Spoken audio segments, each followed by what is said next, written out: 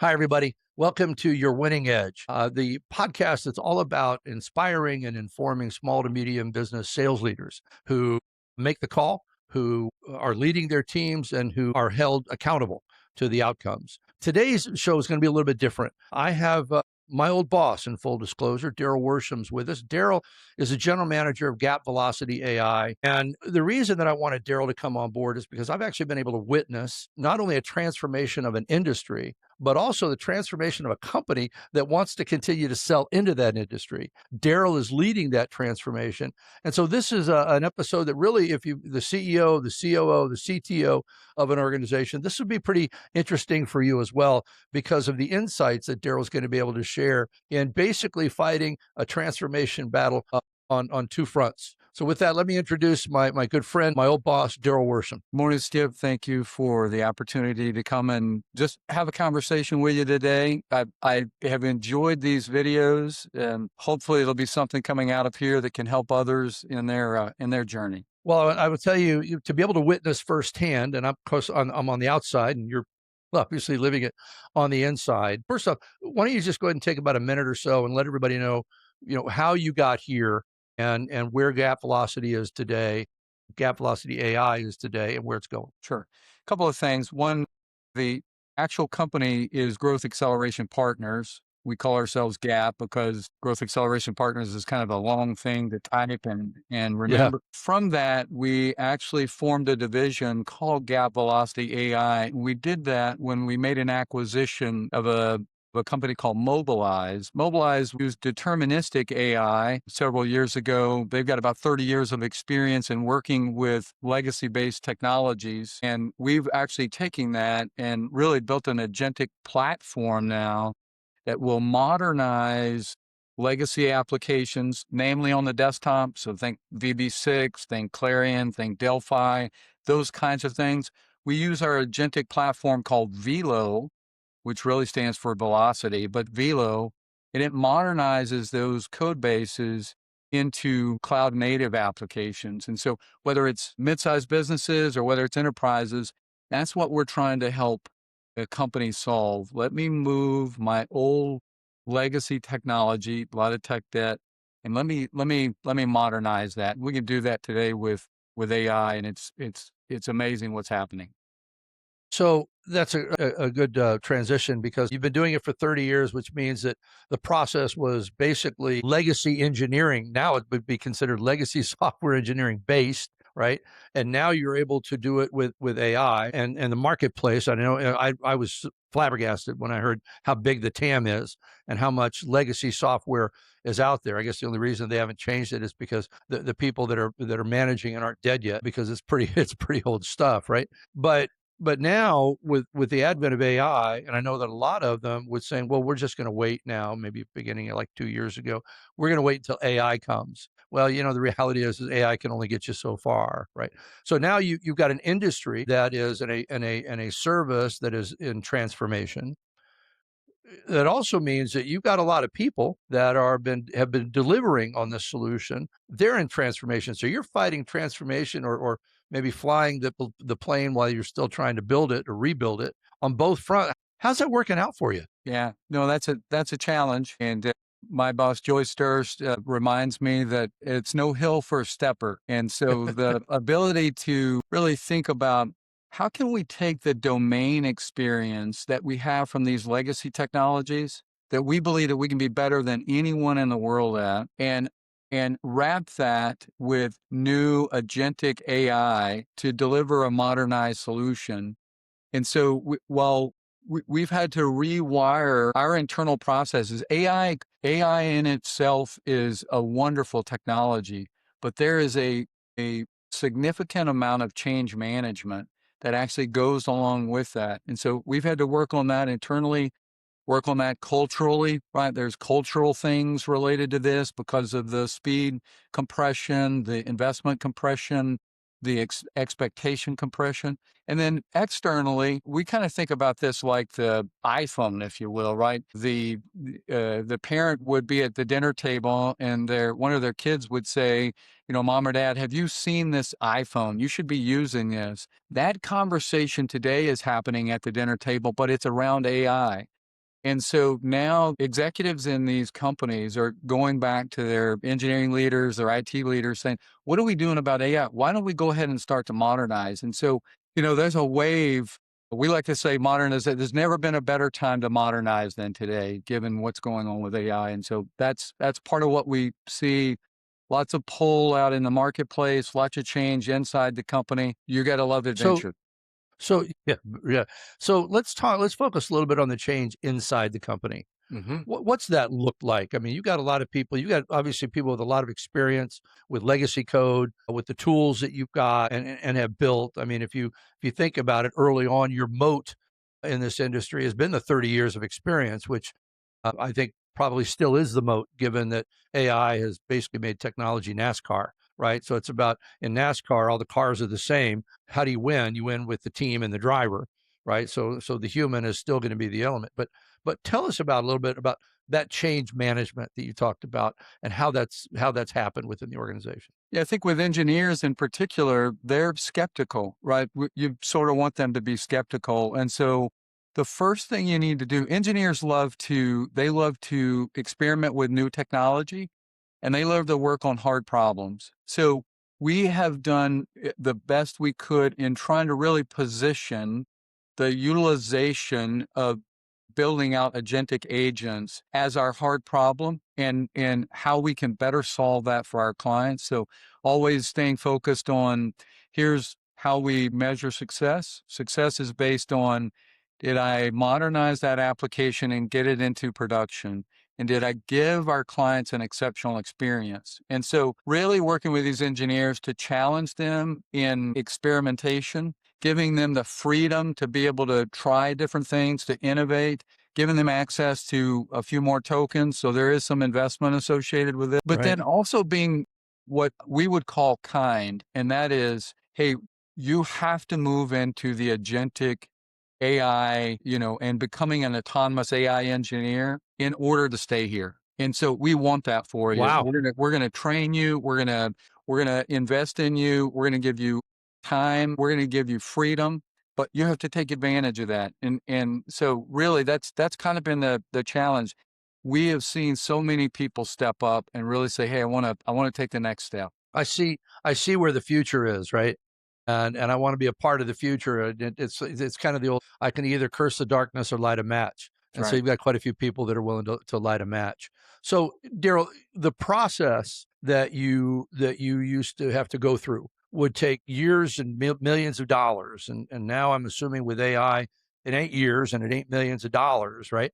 So if you don't embrace it and figure out how to use it, frankly, AI could have been an existential threat to That's right. gap velocity AI. So how do you reset? Because you still got to generate revenue, you still got an investment you got to pay back. How do you reset everybody's expectations about what that revenue stream and revenue model is going to look like in the future? Yeah. So part of the thing that we've seen in the marketplace is we've seen the investment needed from, let's say, 25 now to 26 for the same kind of code base drop by maybe 70 to 75%. We've also seen the time horizon for delivering modernization move from something like 12 or 15 months down to 4 to 6 months. And so really getting our own arms around, hey, and a belief this can be done both in terms of high quality at high velocity, and we can accomplish that with the solutions that we built. You have to have the first one. You got to get that first one done, and then you start to see other people believe, oh, I can do this. We can collectively do this. And so getting some momentum, building that internally, challenging. We did some hackathons associated with this. We have a labs. We've kind of gone back to an old model from when I first started. We used to have R&D. We've gone back to developing around a research lab where we give you the freedom to really exercise this AI capability in such a way that we want you to demonstrate it back to us, because that's how we really measure. And once people, particularly engineers, started to see the data prove out, they needed to prove out both in what they saw and then what they were building themselves. they've gotten on board with, we can actually do this in that time frame. We can do it for this investment and still make money. So basically what Gap did was Gap said, we're going to give you the opportunity to walk yourself through your own discovery process.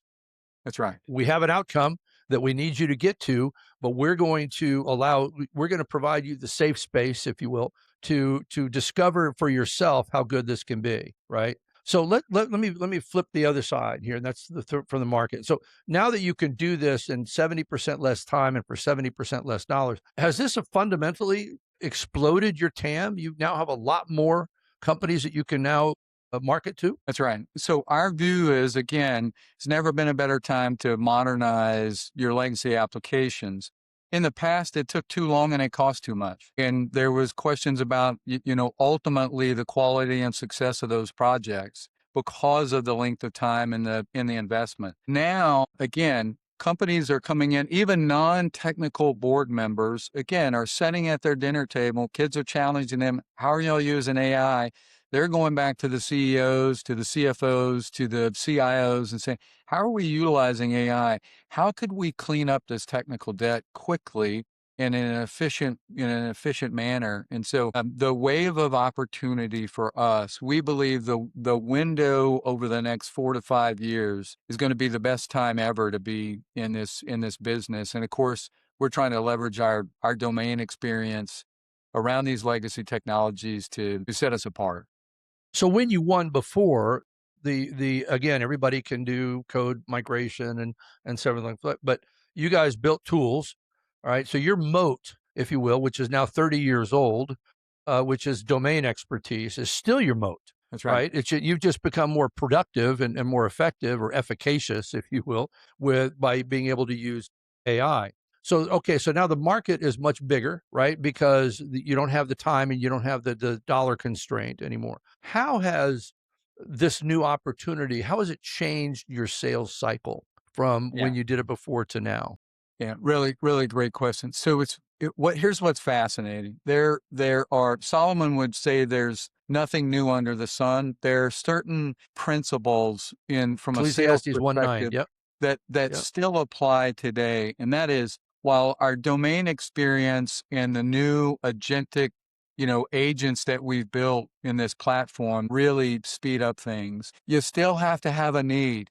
There still has to be a need that is such that the pain of staying is way greater than the pain of change. You still have to understand what is the compelling event driving your timing. You still have to work with authority, right? That somebody ultimately has to sign off on this. And at the end of the day, you're always battling for budget, right? Whether the budget is someone else trying to offer the same service or someone trying to repave the parking lot. There's only so much money to go around, and you are Right. always battling for that budget. So the BANT methodology that we use, still very much front and center. We can talk about how cool technology is and how great AI is and how all of these other things. If we don't know about what's going on over here, we don't have a deal. Well, it's funny you should say that, because when I to your point, Solomon, Ecclesiastes 1:9, there's nothing new under the sun. It's not complicated. It doesn't need to be made complicated in order to make it appear complicated. It's not. And like even I coach salespeople all the time that in your initial discovery call, you have in BANT, you have budget, authority, need, and timing. And so in your discovery call, what you really need to do is be convinced that there's a need. Now you can get to timing, but and you can decide that maybe timing isn't right now, and now you get to have other things that you need to decide upon whether or not you want to continue to play.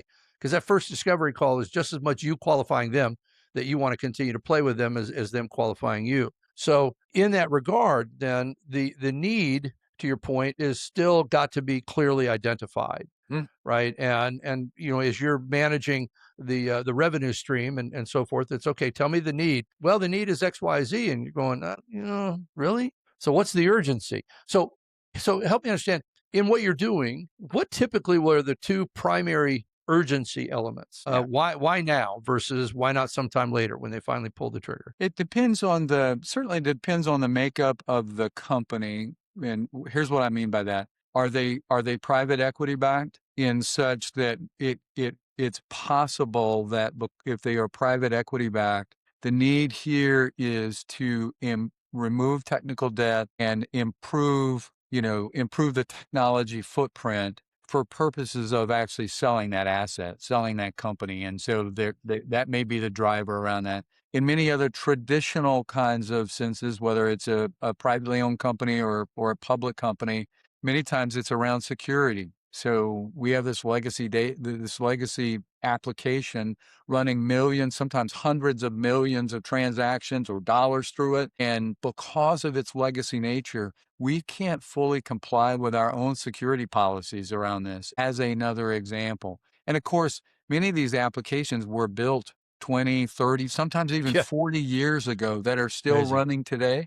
And um, the Just the look at our federal engineers, government. yeah, exactly. The engineers who have been working on this sometimes for their entire career are starting to roll off, right? Heading out to go fishing and play golf or start up sales handicap or something, right? Something they're Huge, doing. right? So that condition still exists. There's That's nothing right. new that drives it, right? It's either I've got all that's happening is the risk quotient just continues to rise. Time becomes your enemy. Yeah, I'm playing Russian roulette. I've got three guys that are running this whole thing together with bubble gum and baling wire, and if they decide to, if they win the lottery, we're out of luck, right? that's right. So I got to get this done. So going back to how is when you're hiring salespeople today, has the profile changed much in what you hire today? I no, I don't think it really has changed too much in the sense of the two primary things that we look for are grit. And so we can kind of define what grit actually means, but it's a stick to itness that is associated with having resolve to kind of keep going. And then the other is curiosity. And I bring up curiosity for this reason, because the underlying Totally agree. fundamentals of the technology are changing, like in the 38 years that I've been in technology, like I've never seen before. And so one has to stay curious about how things could change, be open-minded about new ways of doing things. And so I don't think the sales, profile has changed too much. Obviously, again, you have to be highly comfortable in dealing with ambiguity. Honestly, there can be a lot of it because of the change in technology. Right. Do you find that somebody that's got experience in your market is paramount, or can somebody that's maybe got 10 years of experience in software sales, can they just come in, and do you have enough of an engine that is supporting them? I know from my days at Gap, you guys have got a very, very robust marketing engine. So there's a lot of inbound stuff. So actually, let me start with that. What percentage of your leads that you're actually having a conversation with come from inbound versus outbound? 100%. This is an example of the market. One, we have I hate to use her name because I don't want anybody calling her and trying to get her, but I wouldn't. Dee Dee Walsh is a world-class VP of marketing who happens to have a very technical background. She and her team do a beautiful job of really understanding what our ICP is, what their pain points are, how to speak to them right at the corner of here's how we do it and here's their need. And so that works out really well. As it relates to, do I need somebody who has a lot of experience? I really don't. I need somebody that's coachable. I need somebody, again, who's grit, who has we can teach them the technology. We have great solution architects, forward deployed engineers. I have technology up and down the stack. I need somebody who can navigate politically inside these organizations, understand and empathize with what the client needs, and how to stay focused around making them successful. If we stay focused around getting our clients back into production and giving them an exceptional experience, that's our two-step process for success.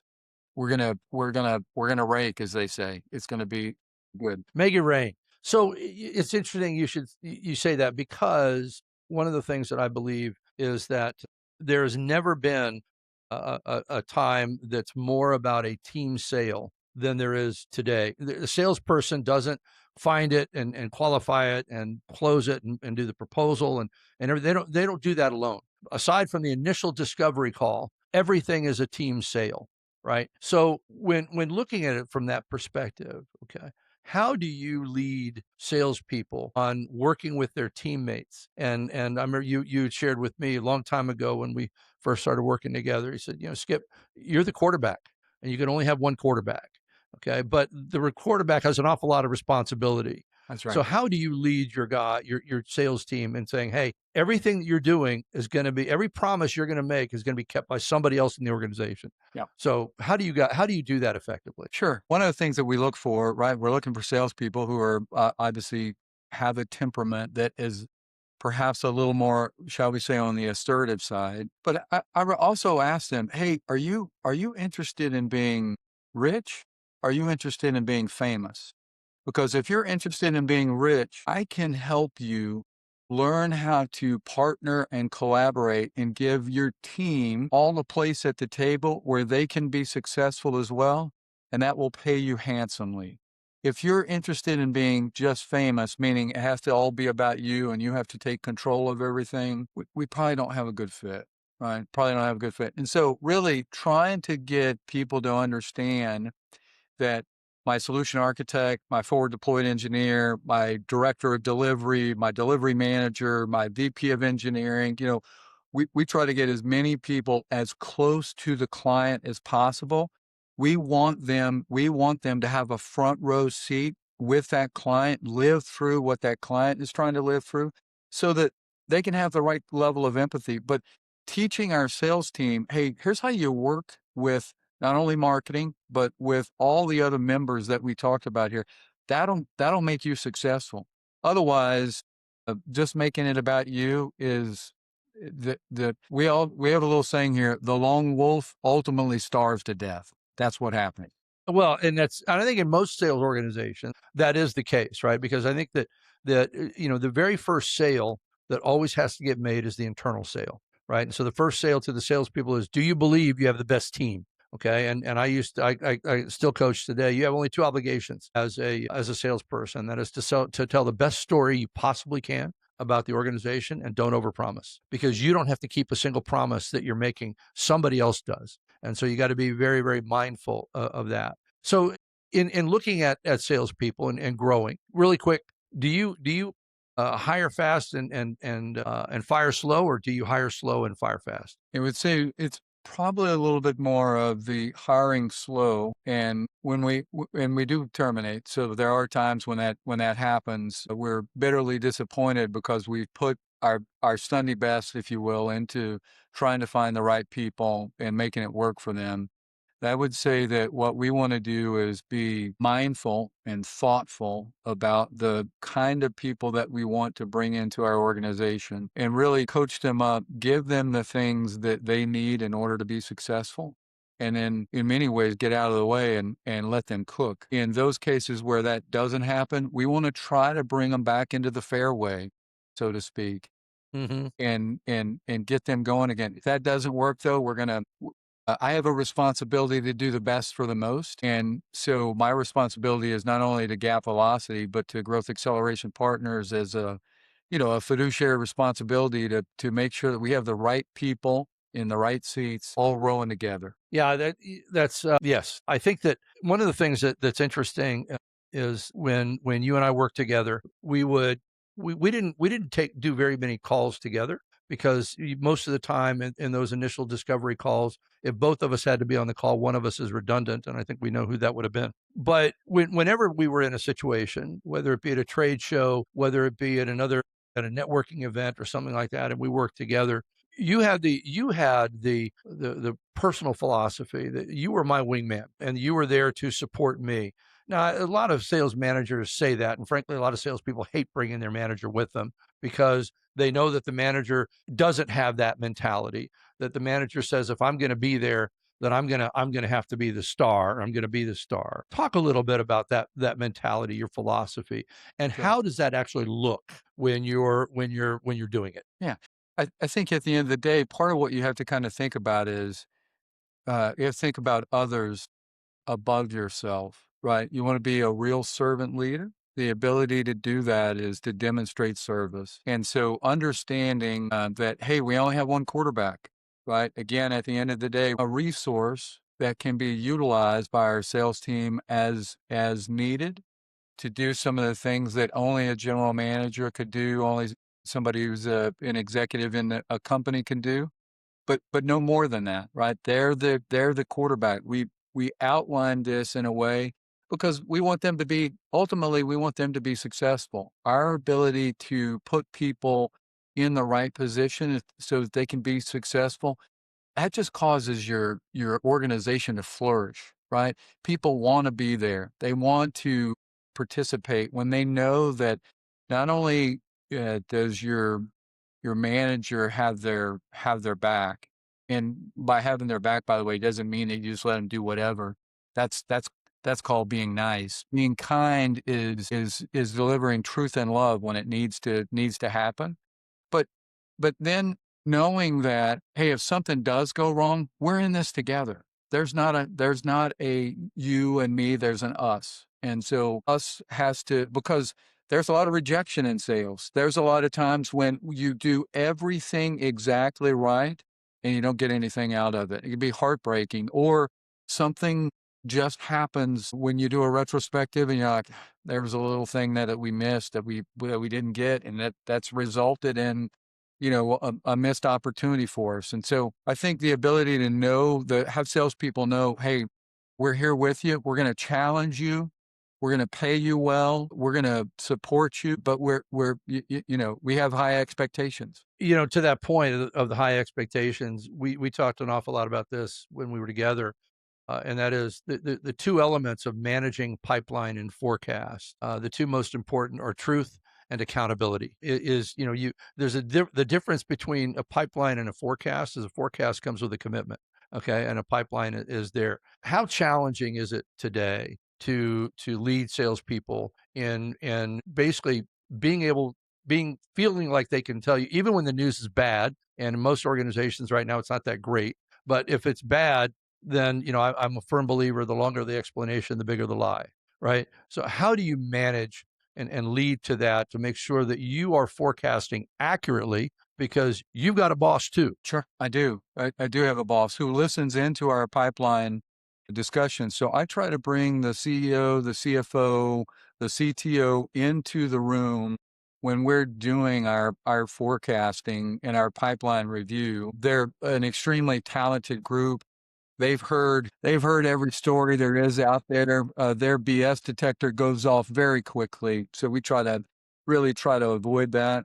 The other thing is, because the underlying models are changing and moving so quickly, we do offer a little bit of extra grace here because we don't know what's around the corner, related not only to the external technology, but even the discoveries that we have in our Velo platform have been amazing. And so there's a little bit of movement in the foundation. It's exciting. It's for adventure. And so what we try to do is red flag those things. Where are the red flags in this profile where we then need to outline an action item and maybe a group of people or other resources that we need to bring to bear in order to try to address those? We're not looking for people who are the lone wolves. We're looking for people who are accountable and are driving, but also utilizing their resources and know they're not alone here in order to kind of make that happen. And then I've immersed myself in the business, not for the purposes of trying to take leads from our sales team. I've immersed myself in the business so that I can come along shoulder to shoulder with anybody in the organization and say, hey, I've been doing some of this. Here's what I know. What do you know? Let's collaborate on this, and give them confidence that we're in this together. What's the hardest part of your job today? Human engineering, not software engineering, not AI. It's still human engineering. It is.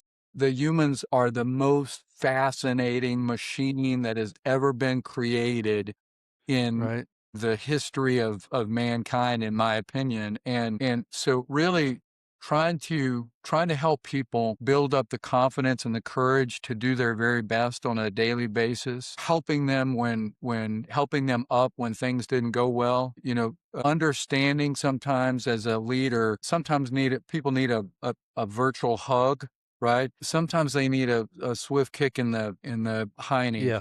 I'll make this Hmm. PG-13, and so sometimes they need that as well, right? But we view those as act of kindness. Again, I find in the business today, people being nice. Being nice is you don't say anything. Being kind is let me help you, brother and sister. Come alongside you, and you help me, right? Help me figure out where are the planks in my eye. How can I better? I think everybody would probably agree.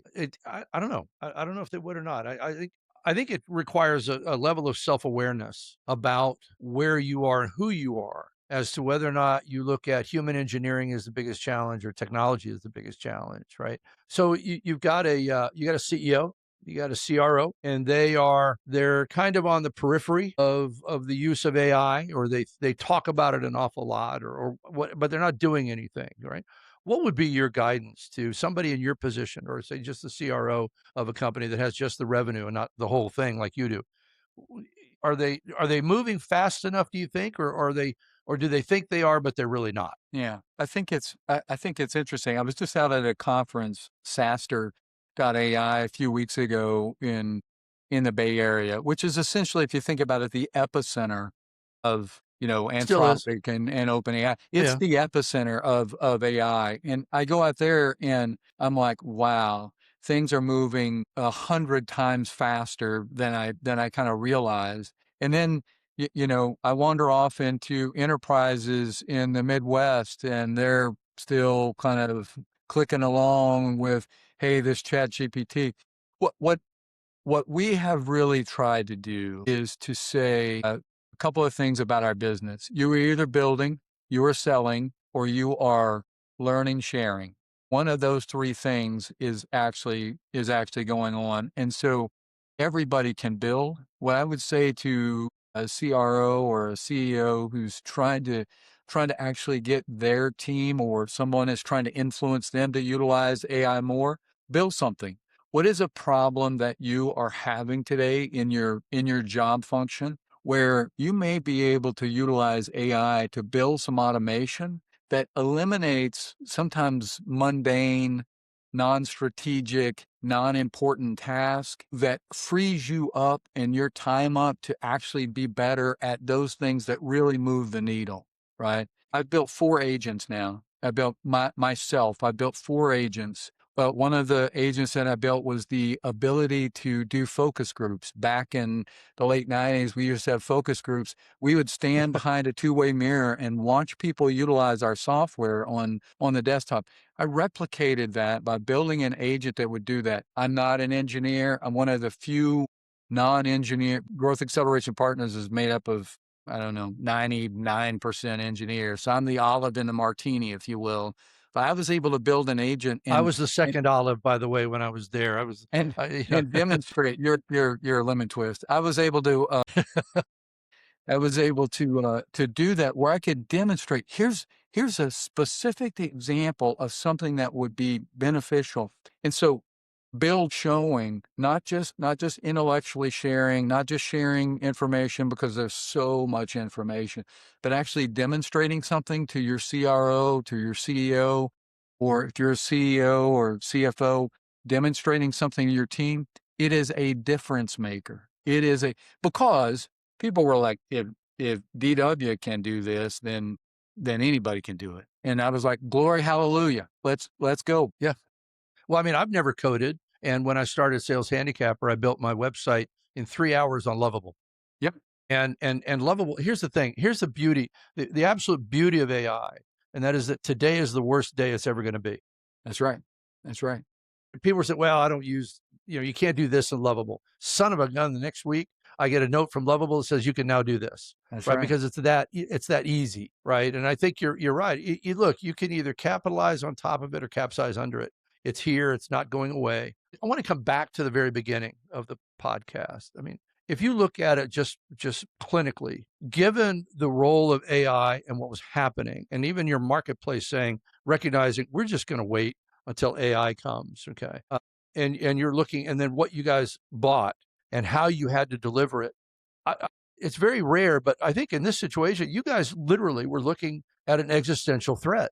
that if you did not evolve and evolve quickly, you were going to be gone, right? I mean, that's does everybody in the organization, including those that are in LATAM and that are supporting it and doing some really incredible, did everybody get that? No, There is no. there's it's either a slow death or we emerge. Yeah. One of the things about engineers, they get a little bit married to the technology, right? And DW gets married to the people. And so I wasn't married to the technology, but I was married to the people in the sense of I wanted to take as many talented people with us on this next adventure, even though the technology was going to radically change. I knew that if we could demonstrate how leveraging their expertise and their brilliance in a new technology platform, that would be the way to lead them. That would be the way to actually demonstrate to them real data, real proof by building out these things. And so,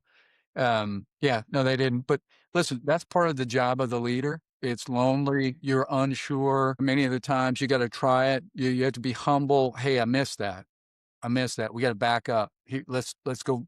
Let's try that again, and be willing to be willing to take some risk, but also be willing to just be thoughtful about, hey, those are people that you have, and you are intertwining them with some amazing technology, and it takes a little bit of But doing to get I done. think it's great as we close out this episode.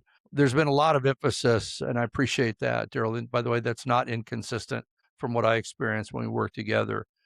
And that is, at the end of the day, this is a people business. You guys are in a service business. You're not in the software business. And software happens to be how you deliver the service, but you're in the service business. And service businesses are people, and people are messy. And so if you I mean, there's just it's a messy business. I remember I told you that my first month on the job. What my first thing that I discovered is this is a messy business. But if you recognize that and you embrace that, then you can do what you're doing. And that is, you can, in fact, rebuild a plane while you're flying it. Yeah. Thank you, Darryl. I Yeah, appreciate no, it. thank you, Skip. I was very much appreciated today, and obviously, I appreciate you, the things that I've learned from you. The most important thing I've learned from Skip Balch is, let me just sign off here on this. Obviously, I know him personally very well, close friend of mine. Professionally, the thing that I'll remember, he wants me to remember all his Skipisms, but the thing that I'll most remember that he's taught me is, hey, there's a difference between motion and movement. Right after the discovery call, if you don't start to see real movement, you should red flag that left, right, and center. That motion is just talking, it's just more of the same. But if you can get real movement going, now you have something. And that's and so we've taken that to heart, built that into the DNA of what we're operating around. And so anyway, thank you for that, brother. I appreciate it. You bet. Thank you. We'll talk soon.